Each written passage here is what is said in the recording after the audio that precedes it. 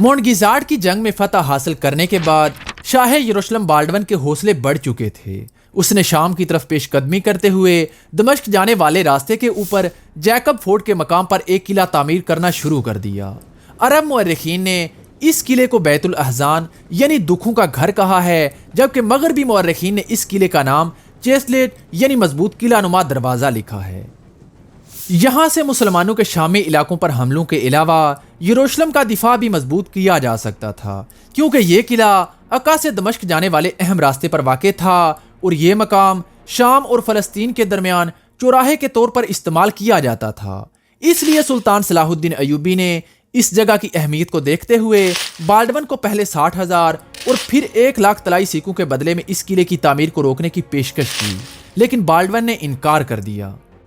April 1179 عیسوی میں Baldwin نے دمشق کے نواحی علاقوں پر حملے شروع کر دیے۔ سلطان صلاح الدین ایوبی بھی اپنی فوج کے ساتھ دمشق میں ڈیرے ڈالے ہوئے تھے۔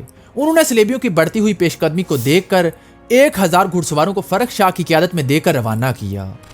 10 اپریل 1179 عیسوی کو فرخ شاہ نے بانیاس کے جنگل میں صلیبی لشکر کو گھیر کر ان پر حملہ کر دیا۔ ایوبی گھڑ سوار تیر اندازوں نے صلیبی فوج کو شدید جانی نقصان پہنچا کر پیچھے ہٹنے پر مجبور کر دیا۔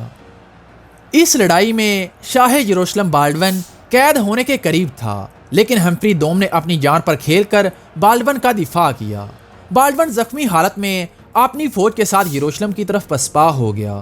ہمفری اس جنگ میں شدید زخمی ہوا اور زخموں کی تاب نہ لاتے ہوئے وفات پا گیا۔ ہمفری کی موت صلیبیوں کے لیے بہت بڑا نقصان تھی۔ ہمفری ایک بہترین کمانڈر تھا، جس کے بارے میں ابن اسیر نے لکھا ہے کہ ہمفری کی بہادری اور جنگی مہارت کی کوئی مثال نہیں۔ وہ مسلمانوں کے لیے خدا کی طرف سے ایک آزمائش تھا۔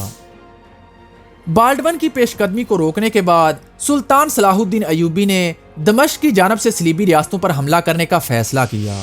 انہوں نے اپنا پڑاؤ بانیاس کے میدان میں ڈالا اور چھاپا مار دستے بھیج کر سیدا اور ساحلی علاقوں کے قریب تمام دیہاتوں اور فصلوں کو تباہ کر دیا۔ ان حالات کو دیکھتے ہوئے بالڈون نے اپنی فوج کو دوبارہ تیبریا کے قریب جمع کیا اور وہاں سے مرج عیون کی طرف پیش قدمی شروع کر دی۔ مرج عیون کے قریب بالڈون کی فوج نے ایوبی فوج کے ایک دستے پر حملہ کیا اور اسے شکست دے کر دریائے لیتانی اور مرج عیون کے درمیان ایک پہاڑی پر پڑاؤ ڈالا۔ اسی دوران جون 1179 عیسوی میں صلاح الدین ایوبی کی مرکزی فوج بھی مرج عیون پہنچ گئی۔ مرکزی ایوبی فوج نے مرج عیون پہنچتے ہی صلیبی فوج پر حملہ کر کے لڑائی شروع کر دی۔ اس لڑائی میں بڑے بڑے صلیبی سردار گرفتار ہوئے، جن میں ٹیمپلر دستے کا کمانڈر اوڈو بھی شامل تھا۔ ایک مرتبہ پھر بالڈون بڑی مشکل سے اپنی جان بچا کر میدان جنگ سے نکل سکا۔ اس جنگ میں فتح حاصل کرنے کے بعد سلطان صلاح الدین ایوبی نے بیت الاحزان کے قلعے پر حملہ کرنے کا فیصلہ کیا۔ 23 اگست 1179 عیسوی کو سلطان صلاح الدین ایوبی نے بیت الاحزان کے مضبوط قلعے کا محاصرہ کر لیا۔ سلطان نے اپنے سپاہیوں کو حکم دیا کہ وہ قلعے پر تیروں کی بارش کریں اور ساتھ ہی سلطان نے قلعے کی دیواروں کے نیچے سرنگیں کھودنے کا حکم دیا۔ سرنگیں کھودنے کے بعد سلطان کی فوج نے ان سرنگوں میں بڑی مقدار میں لکڑیاں رکھیں اور انہیں آگ لگا دی تاکہ سرنگوں میں موجود لکڑیوں کے ستون جل جائیں اور دیوار اپنے وزن کی وجہ سے نیچے گر جائے۔ مگر یہ ابتدائی حکمت عملی ناکام رہی، کیونکہ سرنگیں بہت چھوٹی تھیں اور قلعے کی دیواریں بہت زیادہ مضبوط تھیں۔ لہذا سلطان صلاح الدین ایوبی نے آگ بجھانے کا حکم دیا اور اعلان کیا کہ جو سپاہی آگ بجھانے کے لیے پانی کا ایک مشکیزہ دریا سے بھر کر لائے گا، اسے ہر مشکیزے کے بدلے میں سونے کا ایک سکہ دیا جائے گا۔ دوسری جانب قلعے کے محافظ بڑی بہادری سے ایوبی فوج کا مقابلہ کر رہے تھے اور انہوں نے مدد کے لیے بالڈون کی طرف قاصد بھی روانہ کر دیے تھے۔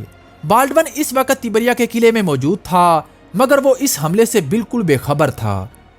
جب بالڈون کو بیت الاحزان کے محاصرے کی خبر ملی تو اس وقت تک بہت دیر ہو چکی تھی، کیونکہ قلعہ اب فتح ہونے کے قریب تھا۔ اس کے باوجود بالڈون نے جلدی سے یروشلم سے کمک منگائی اور بیت الاحزان کی طرف پیش قدمی شروع کر دی۔ قلعے کے محافظوں نے مرکزی دروازے پر دفاعی انتظامات کو مضبوط کرنے کی کوشش کی، لیکن سلطان صلاح الدین ایوبی کی فوج نے دوبارہ بڑی سرنگیں کھود کر ان میں آگ لگا دی، جس کے نتیجے میں قلعے کی دیوار نیچے گر گئی۔ 30 اگست 1179 عیسوی کو ایوبی فوج نے قلعے میں داخل ہو کر محافظوں کو قتل کر کے قلعے پر قبضہ جما لیا۔ 800 کے قریب محافظوں اور قلعے کی تعمیر کے لیے لائے گئے مزدوروں کو قید کر لیا گیا۔ بیت الاحزان کو فتح کرنے کے بعد سلطان صلاح الدین ایوبی نے اس قلعے کو مسمار کروا دیا۔ بالڈون اپنی فوج کے ساتھ ابھی راستے میں ہی تھا کہ اس نے دیکھا کہ بیت الاحزان کے اوپر سے دھواں اٹھ رہا ہے۔ وہ سمجھ گیا کہ اسے آنے میں دیر ہو گئی ہے، لہذا وہ اپنی فوج کے ساتھ واپس تبریہ لوٹ گیا۔ 1180 عیسوی کے موسم بہار میں بالڈون نے اپنے سفیر بھیج کر صلاح الدین ایوبی سے صلح کی درخواست کی۔ قحط اور خراب فصلوں کی وجہ سے صلاح الدین ایوبی کی فوج کو بھی رسد کی کمی کا سامنا کرنا پڑ رہا تھا۔ اس کے علاوہ وہ اپنی توجہ شمالی سرحدوں کی طرف دینا چاہتے تھے، اس لیے انہوں نے صلح کی پیشکش کو قبول کر لیا۔ طرابلس کا حاکم ریمنڈ اس صلح نامے کی مخالفت کر رہا تھا، لیکن جب ایوبی فوج نے اس کے علاقوں پر حملہ کیا اور سلطان صلاح الدین ایوبی کا بحری بیڑا طرطوس کی بندرگاہ کے قریب پہنچا تو ریمنڈ بھی صلح کرنے پر مجبور ہو گیا۔ صلیبیوں سے جنگ بندی کا معاہدہ کرنے کے بعد جنوری 1181 عیسوی میں سلطان صلاح الدین ایوبی شام سے مصر واپس لوٹ گئے۔ دوسری جانب 1181 عیسوی میں سیف الدین غازی کی وفات کے بعد اس کا بھائی عز الدین موصل کا نیا حکمران بنا۔ اسی سال 4 دسمبر 1181 عیسوی میں ملک الصالح بھی وفات پا گیا۔ ملک الصالح کی وصیت کے مطابق حلب بھی عز الدین کے پاس چلا گیا۔ عز الدین نے حلب اپنے بھائی عماد الدین کو دے کر اس کے بدلے میں اس سے سنجار کا مضبوط قلعہ لیا جو موصل کے دفاع کے لیے بہت اہم تھا۔ زنگیوں کے ساتھ کیے گئے معاہدوں کی پاسداری کرتے ہوئے سلطان صلاح الدین ایوبی نے بھی ان تبدیلیوں میں کوئی مخالفت نہیں کی۔ سلطان صلاح الدین ایوبی اور بالڈون کے درمیان صلح کا معاہدہ مئی 1182 عیسوی تک ہوا تھا، لیکن 1181 عیسوی کے وسط میں کرک کے حاکم رینالڈ نے مصر سے دمشق جانے والے تجارتی قافلے کو لوٹ کر اس معاہدے کو توڑ دیا۔ اس کے علاوہ رینالڈ نے حجاز پر حملے کا منصوبہ بنایا اور قریبی علاقوں سے فوج اکٹھی کرنے لگا۔ جب شام کے گورنر یعنی سلطان صلاح الدین ایوبی کے بھتیجے فرخ شاہ کو یہ خبر ملی تو اس نے صلیبی علاقوں پر حملے شروع کر دیے تاکہ صلیبی فوج اپنے علاقوں کی حفاظت کے لیے تقسیم ہو جائے اور ان کا حجاز پر حملے کا منصوبہ ناکام ہو جائے۔ اسی دوران سلطان صلاح الدین ایوبی بھی مصر سے شام کی طرف پیش قدمی کی تیاریاں کر رہے تھے اور راستے میں صلیبی لشکر بھی حجاز پر حملے کی تیاریاں تقریباً مکمل کر چکا تھا۔ جب 11 مئی 1182 عیسوی کو سلطان صلاح الدین ایوبی مصر سے شام کی طرف روانہ ہوئے تو وہ جانتے تھے کہ رینالڈ کی قیادت میں جمع ہونے والا صلیبی لشکر گھات لگا کر ان پر حملہ کر سکتا ہے، اس لیے انہوں نے صحرائی راستہ اختیار کیا اور صحرائے سینا کو عبور کرتے ہوئے ایلا پہنچے۔ وہاں سے انہوں نے شوبہ کی طرف پیش قدمی کی اور راستے میں آنے والے تمام صلیبی علاقوں کو تباہ کر دیا۔ صلیبی فوج نے ان کا سامنا کرنے سے گریز کیا، مگر سلطان صلاح الدین ایوبی نے آگے بڑھ کر کرک کا محاصرہ کر لیا جہاں پر صلیبی فوج حجاز پر حملے کے لیے جمع ہو رہی تھی۔ مگر اس محاصرے کے بعد صلیبیوں کا حجاز پر حملے کا حوصلہ بھی جواب دے گیا اور اب وہ اس فکر میں تھے کہ کسی طرح سلطان کرک کا محاصرہ اٹھا کر واپس لوٹ جائے۔ 10 دن کے محاصرے کے بعد جب سلطان نے محسوس کیا کہ صلیبی شہر سے باہر آ کر نہیں لڑیں گے اور اتنے مضبوط قلعے کو اتنے کم وسائل میں فتح کرنا ناممکن ہے تو انہوں نے دمشق کی جانب پیش قدمی شروع کر دی۔ دوسری جانب فرخ شاہ نے بھی دمشق کی جانب سے دبوریا پر کامیاب حملہ کیا اور صلیبیوں کے اہم قلعے حابس جالدیک پر قبضہ کر لیا۔ جولائی 1182 عیسوی میں سلطان نے صلیبیوں کو معاہدے کی خلاف ورزی کرنے کی سزا دینے کے لیے اپنی فوج کے ساتھ دریائے اردن عبور کیا اور بیسان کے علاقے پر حملہ کر کے صلیبی علاقوں کو تباہ کرنا شروع کر دیا۔ بلور کے قلعے کے قریب ان کا صلیبی افواج سے سامنا ہوا مگر وہ صلیبی فوج کو مکمل طور پر تباہ نہ کر سکے اور اپنی فوج کی رسد کی کمی کی وجہ سے پیچھے ہٹنے پر مجبور ہو گئے۔ دوسری جانب زنگی امیر صلاح الدین ایوبی کے لیے مشکلات کے پہاڑ کھڑے کر رہے تھے۔ وہ صلیبیوں کو خطیر رقم دے کر ایوبی سلطنت کی سرحدوں پر حملوں کی ترغیب دینے کے علاوہ جزیرہ کے امیروں کے ساتھ اتحاد کر کے ایوبیوں کو شام سے بے دخل کرنے کی تیاریوں میں لگے ہوئے تھے۔ صلاح الدین ایوبی نے زنگیوں سے کیے گئے صلح نامے کی مدت ختم ہونے تک صبر سے کام لیا، مگر ستمبر 1182 عیسوی میں جب زنگیوں اور صلاح الدین ایوبی کے درمیان امن کا معاہدہ ختم ہو گیا تو سلطان نے حلب کی طرف پیش قدمی شروع کر دی۔ اسی دوران ہیران کے زنگی امیر مظفر الدین گوکبوری نے صلاح الدین ایوبی کو جزیرہ پر قبضے کی دعوت دی اور کیفا کے امیر نور الدین محمد نے بھی سلطان کی اطاعت قبول کر لی۔ جزیرہ کی طرف پیش قدمی کرنے سے پہلے سلطان نے 3 دن تک حلب کا محاصرہ کیا تاکہ زنگیوں پر ظاہر ہو جائے کہ امن کا معاہدہ ختم ہو چکا ہے، لہذا حلب کا محاصرہ اٹھانے کے بعد وہ جزیرہ کی طرف آگے بڑھنے لگے۔ بیرا کے قریب مظفر الدین گکبوری اور حسن کیفا کے امیر نور الدین بھی اپنی فوج کے ساتھ سلطان صلاح الدین ایوبی کے ساتھ آ ملے۔ ان کی مشترکہ افواج نے جزیرہ کے شہروں کو فتح کرنا شروع کر دیا۔ سب سے پہلے اڈیسا فتح ہوا، اس کے بعد سروج، رقہ، کرکیسیا اور نسیبین بھی فتح ہو گئے۔ سلطان صلاح الدین ایوبی نے فوری طور پر رعایا کو متاثر کرنے کے لیے کئی ٹیکس ختم کرنے کا حکم دے دیا۔ ان فتوحات کے دوران حلب کے امیر عماد الدین نے صلاح الدین کے شمال مشرقی شہروں پر حملے شروع کر دیے۔ عماد الدین نے اپنے قلعے اعزاز کو بھی تباہ کر دیا تاکہ ایوبیوں کے ہاتھوں قبضے کی صورت میں وہ اسے حلب کے خلاف استعمال نہ کر سکیں۔ زنگیوں کے کئی اہم شہروں پر قبضے کے بعد سلطان نے زنگیوں کے دارالحکومت موصل کا محاصرہ کر لیا۔ زنگی امیر عز الدین مسعود نے بغداد کے عباسی خلیفہ الناصر کے علاوہ دیار بکر، ارمن شاہ اور حلب سے مدد طلب کی۔ عباسی خلیفہ نے اپنے سفیر بھیج کر دونوں فریقوں کے درمیان صلح کی کوشش کی، مگر عز الدین مسعود نے صلاح الدین ایوبی کی شرائط ماننے سے انکار کر دیا۔ اس کے باوجود بھی عباسی خلیفہ کی مداخلت کی وجہ سے آخرکار سلطان نے موصل کا محاصرہ اٹھا لیا اور واپس جاتے ہوئے سنجار پر حملہ کر دیا۔ سنجار عز الدین کے بھائی شرف الدین زنگی کے قبضے میں تھا۔ یہ شہر 15 دن کے محاصرے کے بعد 30 دسمبر 1182 عیسوی کو فتح ہو گیا۔ سلطان صلاح الدین ایوبی کے سپاہیوں نے نظم و ضبط توڑتے ہوئے شہر میں لوٹ مار شروع کر دی، لیکن سلطان نے شہر کے گورنر اور اس کے افسروں کو بچا کر موصل کی طرف روانہ کر دیا۔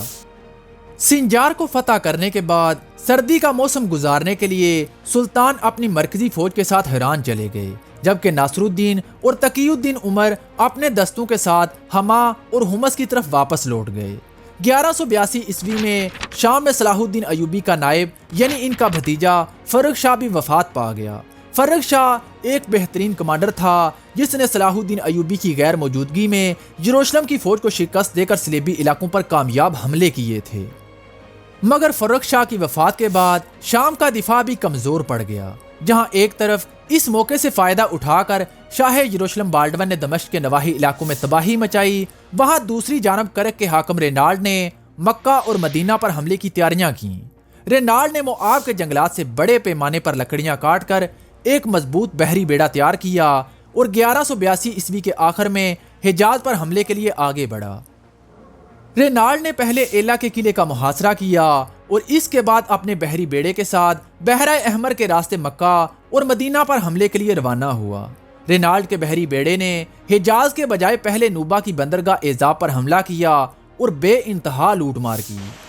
نوبہ کی یہ بندرگاہ اس لحاظ سے بہت محفوظ تصور کی جاتی تھی کیونکہ وہاں اس سے پہلے کوئی صلیبی جہاز نہیں پہنچ سکا تھا، مگر اس حملے میں رینالڈ کی فوج نے اس بندرگاہ سے تمام تجارتی قافلوں کو لوٹ لیا اور آس پاس کی بستیوں کو بھی اجاڑ دیا۔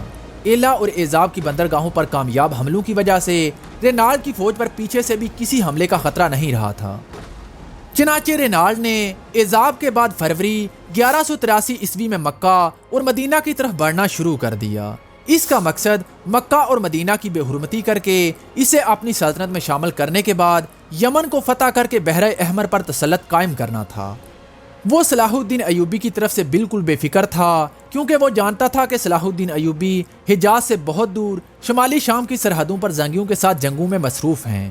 اس موقع پر مصر کے نائب یعنی صلاح الدین ایوبی کے بھائی العادل نے امیر البحر حسام الدین لولو کو ایک بحری بیڑا دے کر رینالڈ کے تعاقب میں روانہ کیا۔ حسام الدین لولو نے اپنی فوج کو 2 حصوں میں تقسیم کیا، ایک حصے کو ایلا کی بازیابی کے لیے روانہ کیا اور مرکزی فوج کے ساتھ صلیبی بحری بیڑے کے تعاقب میں ایزاب پہنچا، مگر اس سے پہلے رینالڈ ایزاب کو تباہ کر کے حجاز پر حملے کے لیے روانہ ہو چکا تھا۔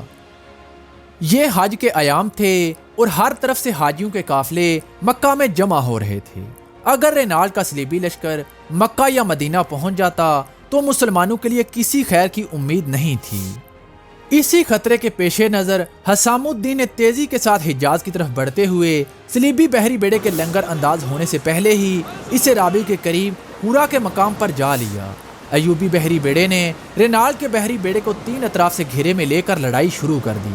ایوبی فوج نے پے در پے حملے کر کے صلیبی فوج کو خشکی کی طرف پسپا ہونے پر مجبور کر دیا اور ان سے لوٹا ہوا مال اور تمام مسلمان قیدیوں کو بھی آزاد کرا لیا۔ شدید جانی نقصان اٹھانے کے بعد صلیبی لشکر نے اپنے بحری جہازوں سے اتر کر پہاڑی گھاٹیوں کی طرف بھاگنا شروع کر دیا۔ ایوبی لشکر نے مقامی بودوں سے مدد لے کر 5 دن تک صحرا میں صلیبی لشکر کا تعاقب کیا اور انہیں جانی نقصان پہنچانے کے علاوہ 170 صلیبیوں کو گرفتار کر لیا۔ رینالڈ اس لڑائی میں بڑی مشکل سے اپنی جان بچا کر کرک واپس پہنچ سکا، مگر اس کی فوج کے زیادہ تر سپاہی اس جنگ میں مارے گئے۔ اس لڑائی میں پکڑے جانے والے صلیبیوں کو نشان عبرت بنانے کے لیے سلطان کے حکم پر قاہرہ، دمشق، مکہ اور مدینہ جیسے بڑے شہروں میں سرے عام قتل کیا گیا۔ دوسری جانب صلاح الدین ایوبی نے موصل کے زنگیوں کے خلاف جنگ میں اگرچہ جزیرہ کے کئی علاقے فتح کر لیے تھے، لیکن وہ اپنے اصل مقصد یعنی موصل اور حلب کو فتح کرنے میں ناکام رہے تھے۔ ان کی فوجی طاقت دن بدن کمزور ہوتی جا رہی تھی، کیونکہ ان کے کچھ اہم کمانڈر جیسے ان کا بھتیجا تقی الدین عمر اور ان کا چچا زاد بھائی ناصر الدین محمد اپنی اپنی فوجوں کے ساتھ اپنے علاقوں میں واپس چلے گئے تھے۔ ان حالات کو دیکھ کر عز الدین مسعود اور اس کے اتحادیوں یعنی ماردین کے حاکم قطب الدین غازی، امید کے حاکم مسعود بن نسان، احلات کے حاکم شاہ ارمن یعنی ناصر الدین سوکمین دوم اور حلب کے حاکم عماد الدین کے حوصلے بڑھنے لگے اور انہوں نے دوبارہ اتحاد قائم کر کے ہرزنگ کے مقام پر اپنی فوجیں اکٹھا کرنی شروع کر دیں۔ سلطان صلاح الدین ایوبی کو جب اتحادیوں کی فوجی تیاریوں کی خبر ملی تو انہوں نے تقی الدین عمر اور ناصر الدین محمد کو اپنی فوجوں کے ساتھ جزیرہ کی طرف پیش قدمی کا حکم دیا۔ سلطان نے ناصر الدین کی فوج کا انتظار کیے بغیر ہی تقی الدین عمر کی فوج کو اپنے ساتھ ملا کر ہرزم کے میدان کی طرف پیش قدمی شروع کر دی۔ سلطان صلاح الدین ایوبی کی فوج سے خوف زدہ ہو کر اتحادی لشکر بکھر گیا اور تمام اتحادی امیر اپنے اپنے علاقوں میں واپس لوٹ گئے۔ سلطان نے عز الدین مسعود کے اتحادیوں کو سبق سکھانے کے لیے ان کے علاقوں پر حملہ کرنے کا فیصلہ کیا۔ 12 اپریل 1183 عیسوی کو سلطان نے آمد کے مضبوط قلعے کا محاصرہ کرنے کا فیصلہ کیا، جس کا حاکم مسعود بن نسان عز الدین مسعود کے ساتھ مل کر ہرزم کے میدان میں سلطان کے مقابلے کے لیے آیا تھا۔ سلطان نے آمید کے گرد منجنیقیں نصب کروائیں، مگر قلعے پر حملہ کرنے سے گریز کیا۔ سلطان عام شہریوں کا خون بہانے سے بچنا چاہتے تھے۔ وہ چاہتے تھے کہ مسعود بن نسان لڑائی کے بغیر ہی ہتھیار ڈال دے، مگر مسعود بن نسان نے اسے سلطان صلاح الدین ایوبی کی کمزوری سمجھا اور اپنے دستے قلعے سے باہر بھیج کر ایوبی لشکر پر حملے شروع کر دیے۔ مجبوراً سلطان کو مسعود کے خلاف جنگ لڑنا پڑی۔ ایوبی فوج نے پہلے حملے میں ہی مسعود کے سپاہیوں کو پیچھے دھکیل کر بیرونی قلعے پر قبضہ کر لیا، مگر قلعے کی اندرونی دیوار اس سے بھی زیادہ مضبوط تھی۔ اس حملے کے بعد مسعود کے سپاہیوں اور عام شہریوں نے آمید کو بچانے کے لیے اندرونی دیوار سے باہر آ کر ایوبی فوج پر حملے جاری رکھے۔ ایوبیوں نے خندقیں کھود کر دیوار کو گرانے کی کوشش کی، مگر وہ اسے گرانے میں ناکام رہے۔ آخر کار سلطان صلاح الدین ایوبی نے ایک نئی حکمت عملی اپنائی اور بہت سے خط لکھوا کر تیروں کے ذریعے قلعے کے اندر پھینکے، جن میں عام شہریوں کو وعدوں اور دھمکیوں کے ذریعے حاکم شہر کی مدد سے باز رہنے کی تلقین کی گئی۔ ان خطوط میں لکھا ہوا تھا کہ اگر تمہاری مسلسل مزاحمت کے باوجود ہم غالب آ گئے تو تمہیں تباہ کر دیں گے، اور اگر تم نے ہماری اطاعت قبول کر لی تو ہم تمہارے مطالبات پورے کریں گے۔ ان خطوط کو پڑھ کر عام شہریوں نے شہر کے دفاع میں حصہ لینا چھوڑ دیا۔ آخر کار مجبوراً حاکم شہر کو سلطان صلاح الدین ایوبی سے صلح کرنی پڑی۔ حاکم شہر مسعود بن بہسان نے اپنے خاندان کی عورتوں کو بھیج کر سلطان سے صلح کی درخواست کی اور چند شرائط کے بدلے میں شہر سلطان کے حوالے کر دیا۔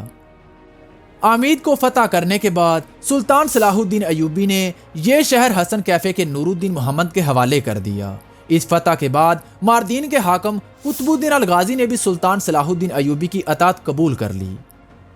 دو اہم اتحادیوں کے ٹوٹ جانے سے عز الدین کی طاقت مزید کمزور ہو گئی۔ سلطان صلاح الدین ایوبی نے اسے مزید کمزور کرنے کے لیے عباسی خلیفہ الناصر کی حمایت حاصل کرنے کی کوشش کی اور خلیفہ کو لکھا کہ موصل پر قبضہ کرنے کے لیے قانونی جواز فراہم کرے۔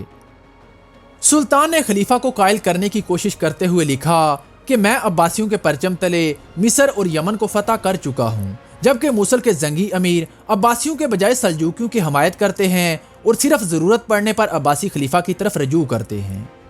انہوں نے عز الدین پر الزام لگایا کہ وہ صلیبیوں کے خلاف مقدس جنگ میں رکاوٹیں پیدا کر رہا ہے، نہ وہ خود صلیبیوں کے خلاف جہاد میں حصہ لے رہا ہے اور دوسرے مسلمانوں کو بھی اس مقدس جنگ میں حصہ لینے سے روک رہا ہے۔ سلطان نے اپنے اعمال کا دفاع کرتے ہوئے کہا کہ میں شام صرف اس لیے آیا تھا تاکہ صلیبیوں سے جنگ کر سکوں اور باطنیوں کے فتنے کو ختم کر کے مسلمانوں کو متحد کر سکوں۔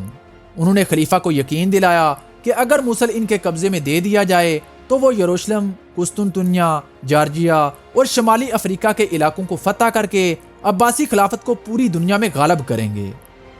انہوں نے کہا کہ یہ سب خدا کی مرضی سے ہوگا، مجھے خلیفہ سے کسی قسم کی مالی یا فوجی مدد کی ضرورت نہیں ہے، بلکہ میں یہ وعدہ کرتا ہوں کہ تکریت، دکوک، خوزستان، جزیرہ کیش اور عمان کو فتح کر کے عباسی خلیفہ کو پیش کروں گا۔